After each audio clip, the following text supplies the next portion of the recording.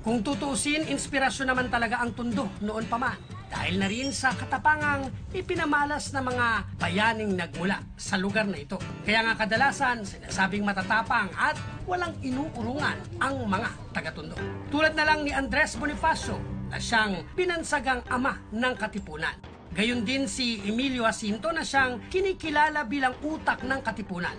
Si Macario Sakay naman naging parte rin ng Katipunan. At sa pagdating ng mga Amerikano, nagpatuloy pa rin ang pagtatanggol niya sa bayan. May mga na-encounter akong kwento na si Asyong Salonga doon nag-start yung kanyang imahe, no? O doon siya nakilala ng tao sapagkat dito na siya nagsimulang mag-assert ng kanyang sarili laban sa mga Hapon.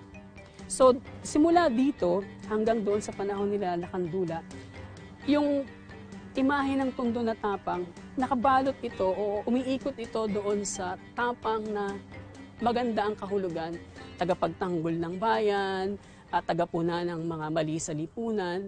Bagaman nag-iba na nga ang mukha ng Tondo, may mga pantayog pa rin naman dito na siyang nagpapaalala kay Juan sa katapangan na minsang ipinakita ng mga anak ng Tondo.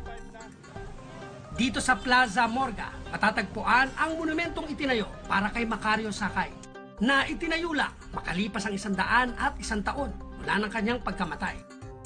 Kalapit lang ng Plaza Morga, matatagpuan naman ang Plaza Moriones na ipinangalan sa Gobernador General ng Pilipinas noong 1877 hanggang 1880 na si Domingo Moriones y Moralia, kung saan matatagpuan ang monumento ni Domingo Tuazon na siyang unang pangulo ng La Liga Pilipina ng ika-1 ng Mayo noong 1903.